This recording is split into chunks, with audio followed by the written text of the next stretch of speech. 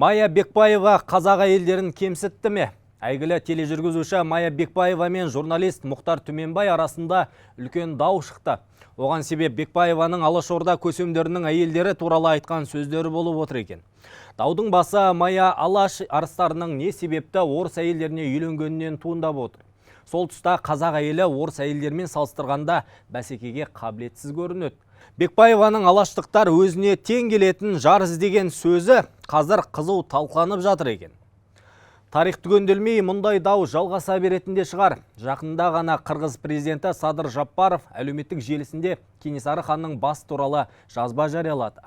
Ол өзі бұл тақырыпта терең зерттеп жүргендігін айтып, соңғы ханның басын Екатеринбургке жіберген қырғыз емес деді.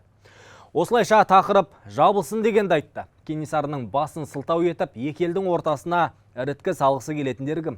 Бүкіл ел қазір Талғардағы қанды оқиғаға қатысты қылмыстық істі бақылап отыр. Алайда бұл резонансты істің аясында тағы бір қорқынышты іс қалып кетейін деп тұр.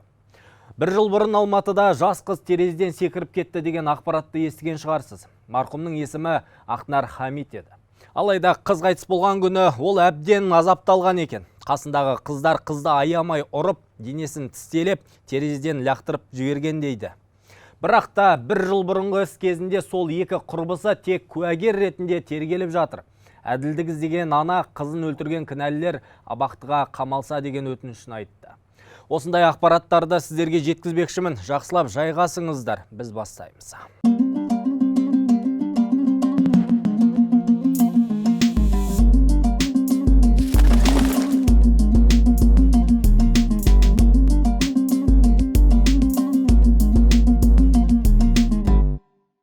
Алашордалықтар туралы жалпы қазақ зиялылары жайлы деректерді теріп, фильм жасап жүрген Майя Бекбаеваның басы дауға қалды.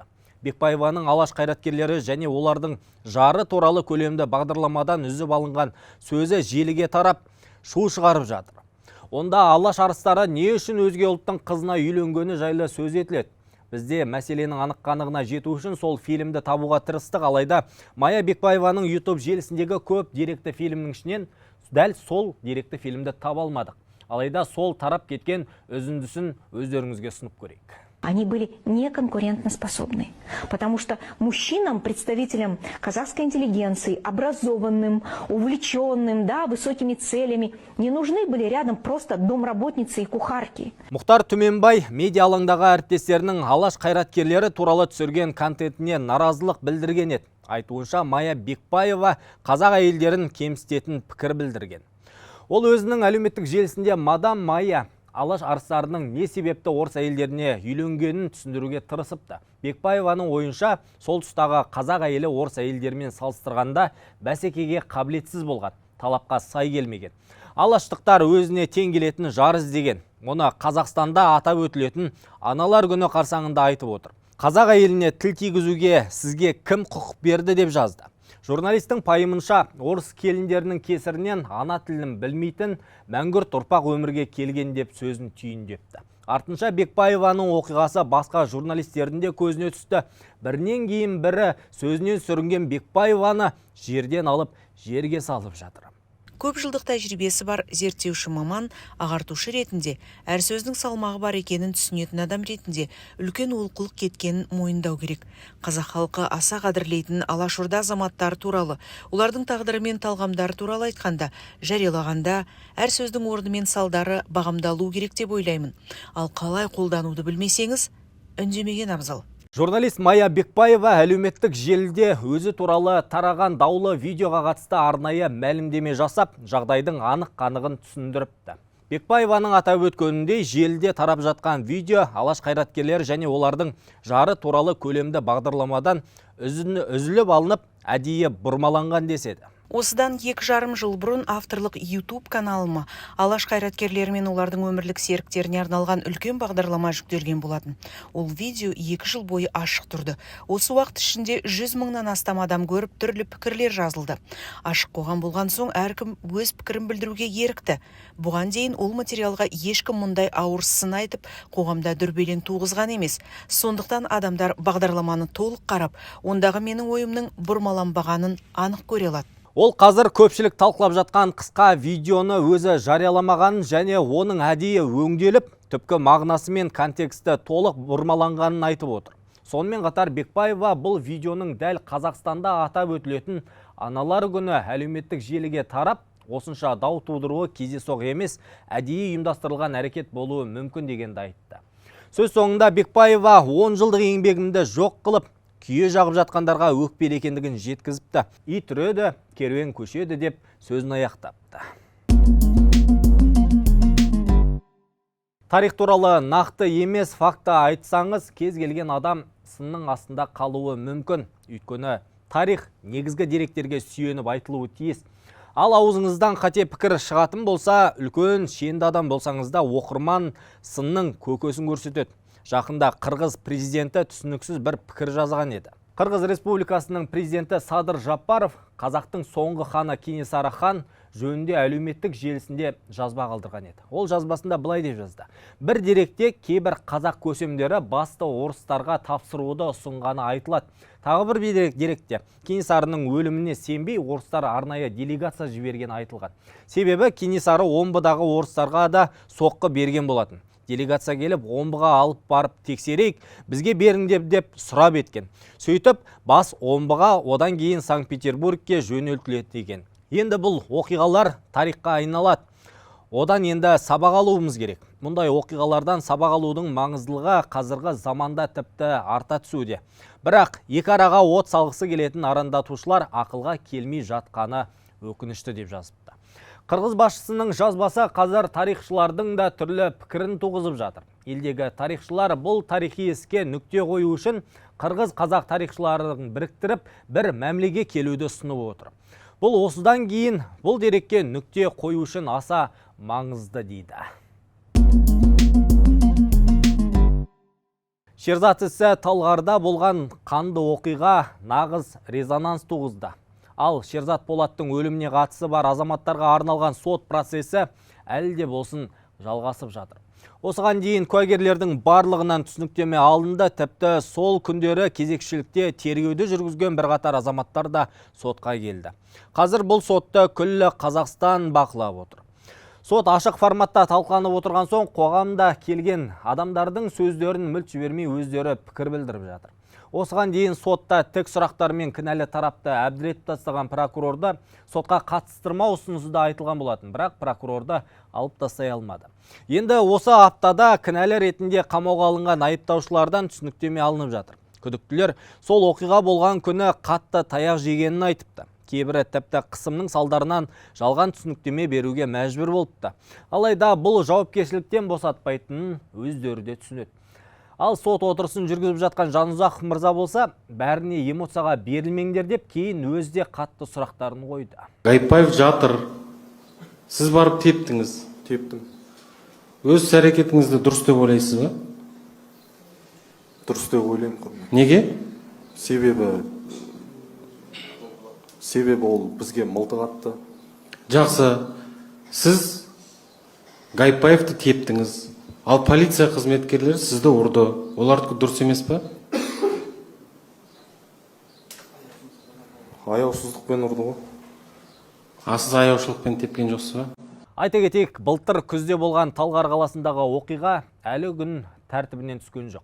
Сот процесі бір айдан астам уақытқа созылып жатыр. Талдықорған қаласында өтіп жатқан сот процесі аяқталуға жақындады. Шерзат ісі бойынша сотталушы Тоқтаубаев азамат бұған дейін 7 жылға сотталған екен. 2023 жылы желтоқсанында ол қасақана ауыр дене жарақатын келтірді деген күдікпен қылмыстық кодекстің 106 бабы 1 бөлігі бойынша ұсталыпты. 2024 жылдың ақпанында ол үйқамаққа ауыстырылған. Алайда күзде іс ауырлау бөлікке қайта сараланып, 17 қазанда сот оған 7 жыл бас бостандығынан айыру жазасын кесіпті. Сондай-ақ сот отырысында Тоқтаубаев тергеу кезінде Дархан Әскентайға қарсы жалған айғақ бергендігін мойындады. Айтуынша, ол мұны ашумен істеп, қазір ол ісі үшін өкінеді екен. Себебі Дархан оның айтуынша ешкімді ұрмаған, қолында пышақта болмады дейді. Тағы бір айыпталушы Нұрбол Тоқтаубаев болса, тергеу кезінде берген жауабынан бас тартып отыр. Бүгінгі сот отырысында ол тергеуде полиция тарапынан соққыға жығылғанын айтып, қысым болғандығын мәлімдеді. Тоқтаубаевтың айтуынша, өзін және туған інісін ұрып, мойындауға мәжбүрлеткен. Ол азаптау фактісі бойынша прокуратураға шағым да түсірген. Бірақ адвокатының сөзінше нақты жауап әлі берілмеген. Прокурорлар шағым бойынша шешім шыққанын, құжатты келесі отырыста ұсынуға дайын екендігін айтты. Не де болса, Талғардағы жеткіншектің қазасы біраз былықтың бетін ашып берді. Сарапшы мен заңгерлердің айтуынша, сот аяқталуға жақын. Айта кетейік, Талғардағы Шерзат Полаттың өлімі осы іске қатысты қылмыстық іс, елдегі осы секілді істің мыңнан бірі ғана. Тіпті бұл қылмыстық істен де ауырына барып, жазасын жеңілдетіп алғандары қаншама. Мен осыдан 1 жыл бұрын Алматыда көп қабатты үйдің терезесінен секіріп қаза тапқан Ақнар Хамидтің ісі туралы айтып отырмын. Жақында Ақнардың анасы баспасөз конференциясын өткізді. Тың мәлімет те айтты. Анасының сөзінше, қызы қайтыс болған күні Ақнарды қасындағы құрбылары әбден азаптаған, денесінің барлығын тістелеп, онымен қоймай, ол ісін видеоға да түсіріпті. Ал содан кейін ол қыздар Ақнарды терезеден лақтырып жіберген. Бүйірі тебілген, білегі тістелген. Міне, мойнында тырнақтың іздері бар, қылқындырған іздері бар. Міне, иығында сүрілген іздері бар. Міне, кеңірдегіндегі тырнақтың іздері. Қызымның сол күні жаңағы 3 саусағы, мына саусағы бірақ итімен қосып түсіп қалған. Мынау, осымен қосып түсіп қалған. Мынау маникюр жасатқан, мына 2 тырнақ ол жоқ, 3 тырнақ жоқ. Мынау не үшін түскен? Ал сол кездегі қыздардың міне ұрып оны қинап атқан кездегі мен қазір видеосында көрсетем.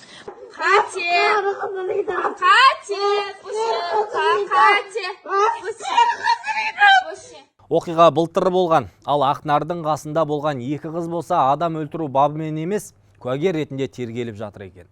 Анасының қолындағы дәлелдермен, дәйектермен ол қыз аяусыз соққыға жығылған.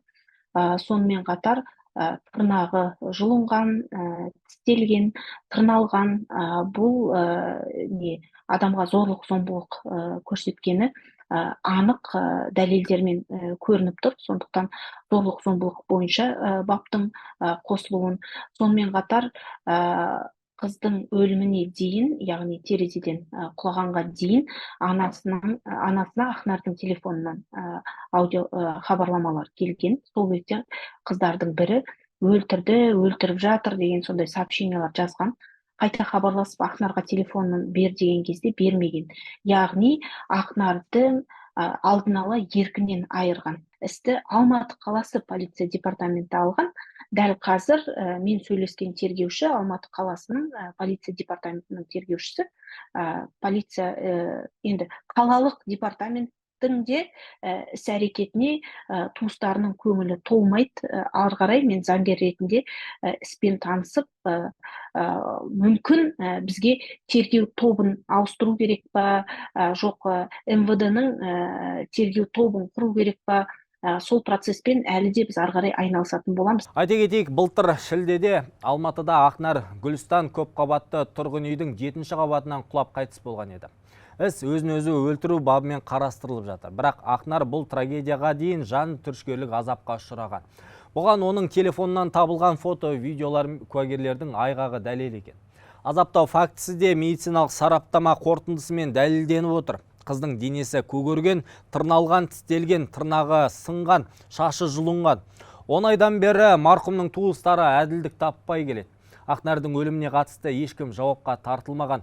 Күдіктілер бостандықта жүр екен. Ақнардың жақындары біздің редакцияға шықты.